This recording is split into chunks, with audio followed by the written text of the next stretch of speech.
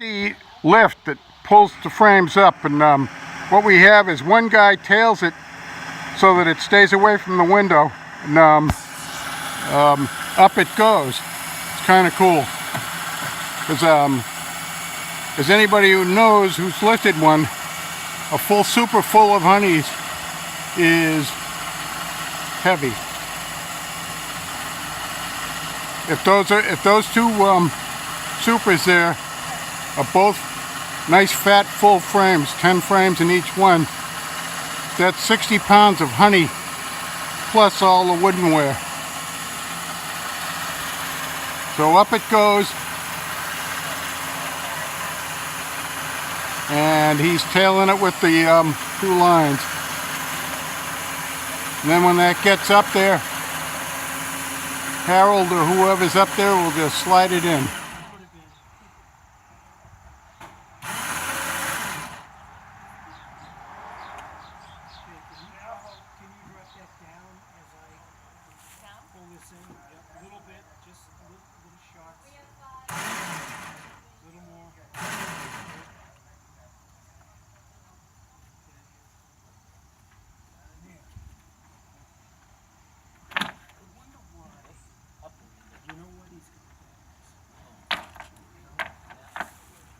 Don't stand under it.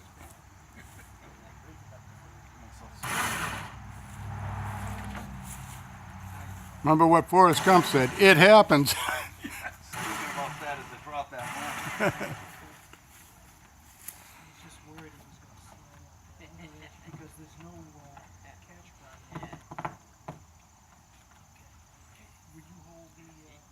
So in it goes, and that's our lift. Okay, so I'm seeing people cut themselves. You don't have to do all you gotta do is right, exactly. Three different objects and you have to use triangulate. This one, I think you type in your zip code and it will find them for you. You know, and it was the best thing. No. Yeah. Probably about 1 hot enough to start. Tilted towards the front of the tub. Yeah, that's about right. Yeah. Tucson, Arizona. And I said, I'm going out there for Thanksgiving to visit the family. It's going to Tucson. Especially With the Air Force.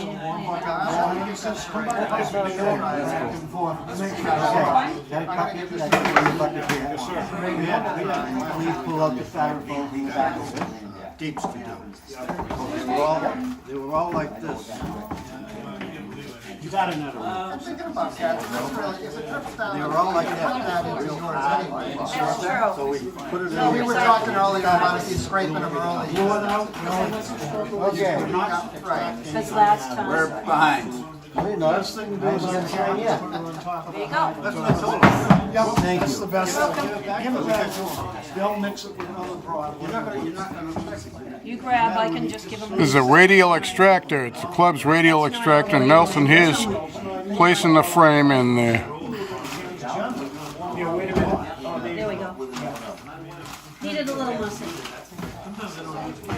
I know, the hot night, cold night, and then what about the things that Oops, sorry, Gina. like All right, we'll hand it to you. We have one right up there.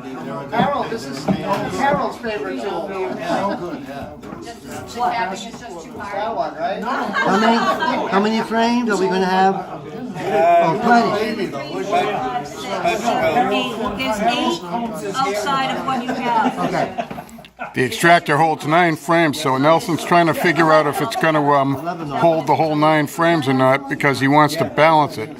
Balancing's key with an extractor. You want the load balanced throughout the inside the carriage. Communication is the key in this whole process, right? So if he doesn't have 9 frames, he wants to spread them out evenly.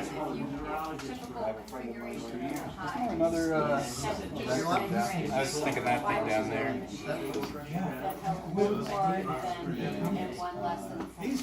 Okay. So in this one, if he only had 6, he'd put 2 in each section. 10 frame super. Rod, when he puts this on next year. Balance is key, right, Nelson? Yes, it is. after this, I only have like 5 frames left. So I'm only putting this in 10, but here. I only put in 9. Only throw it out like that, usually a 9 frame, they would throw it out further. Then sometimes we'll even throw a couple of wet frames that have already been extracted back in there to balance the load a little bit. Once they're drawn out, then you want to. Ah, okay, I see. 9 frames on a 10 frame system. Yes, after the building out, after the first year. If it's foundation, it works just as well. In the kitchen. I never use that. That's really interesting. See, some of the sharp knife. I just do this. Yeah, Okay. but there's not. I just always thought What do you it was find more after a season Huh? when you I always thought it did more, the fork does more damage. I know they fix it anyways, but So now he's using the uncapping scratcher to get the cells that didn't get uncapped by the knife. yeah, you don't think so? Because they like the protein. How many more you need? I need one more to finish this because you're gonna have 5 after that, you said. That's correct, yeah. Okay. Frames that were in moved them into this honey super just to move things around, right? Is that was? Up into it. Oh. They forced her back.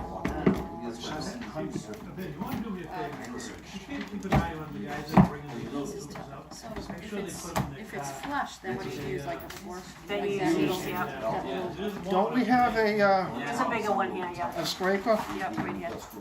That's it. Oh, yeah. Oh yeah, got the uncapping scratcher. So this is a hot knife. You plug this in, it heats up. Some people don't like to use them, other people do love them. It's a terrific resource. Hot uncapping knife. It's another one of those beekeeper things, different ways of doing things. Yeah, it's pretty wild. Like, for instance, architect. He's getting honey and here's an extractor, you're doing something right. Oh, that's nice. Pull up the soil and all that, get rid of that bad soil. You need to have houses. So the reason this is called a radial extractor is because the frames are oriented from the center to the outside of the barrel and the spinning carriage. So there you go. Definitely is a personal taste. Obviously, you want to keep your fingers out of there. No, and Either way, whatever wax comes off, you're gonna end up hopefully seeing it. I always thought the nice was bad. It's got the cleaner, but if it's not sticking out, you know, it doesn't do a lot of. Oh, it's extended. It's Yeah. out further than the wood. You always take it back to the wood. At least I do. Yeah, I agree. You take it, always take it back to the wood. Why? Because It's that easy to will, go in next time, right? right, it's easier the next time. If you always cut the same place, the older will get harder. You mean I should do that right now? Yeah, right down to the wood. Take it, oh, I would. I feel like you'd be losing some honey doing that, no? No, you could end up getting it in your It's down cappings there. anyways. Right, exactly. Exactly. Yeah, it'll be in the uncappings. Now, actually, that's the best part. And it's easier. Now, if you look at this side, how it's under, it's very hard to cut and get it out. Right, because it's you're flush. Yeah, you have, that's when the flow comes in. Yeah, you always, That's obvious, yeah. It's on the same plate, you're not gonna have any places to get cut. That's why it's always good to have a choice of tools. Yeah, this is a great setup. It's really, No, I came last time for the first time. now I understand the tarp. It's a mess. Well, it's actually actually not very messy, to tell you the truth. Oh my God, well, like I did, What we doing, or we'll I have. swear to God, well, yesterday, last year, with the used shiners and the back and the wooden spoons, and they're not the wooden spoons, Definitely break that up. I don't. Crazy. Eric actually taught me how to make my own wax melter. It was very easy. Really? Yep, I used an Omaha steak core. And I did 2 bricks at the bottom. Then I put a cookie sheet on top of that with a little water in it. And then maybe there was a string on top of that. Yeah. With a paper towel. Would you like to and then I put all the wax on it and then covered the with the old window. So then the sun hits it and melts all the wax. The paper towel draws all the dirt out of it. And then the wax sits in the water so it comes out with a sheet. It's awesome. Where'd you figure out how to do that? Eric made one at his house and I saw it and he just told me how he did it, so I just did it myself. It was pretty easy. He does stuff like that. It was pretty ingenious, I thought.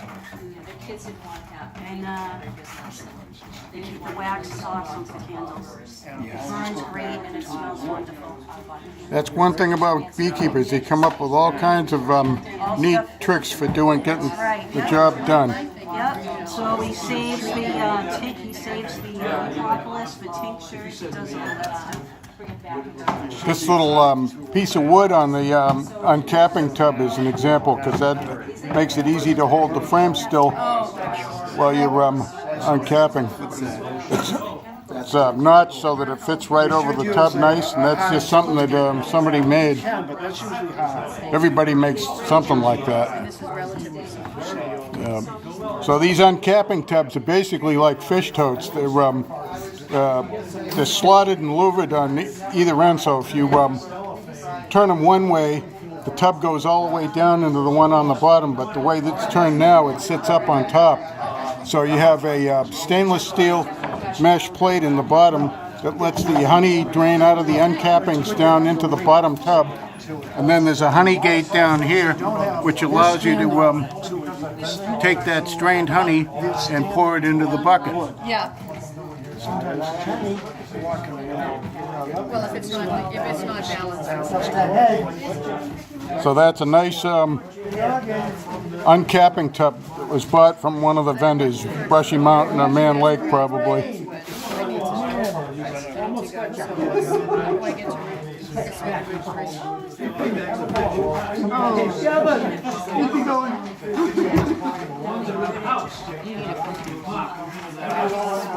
What?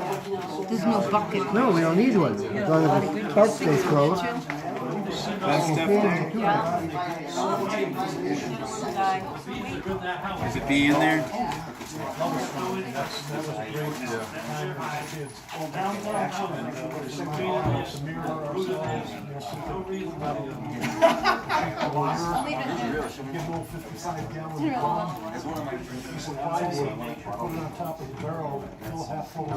Warming those frames. Hey, Dad! It's pretty beautiful. Really, it's pretty cool.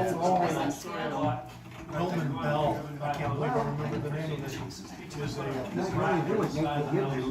And when did you pull these off? About 3 weeks ago. Really? I just pulled mine off yesterday.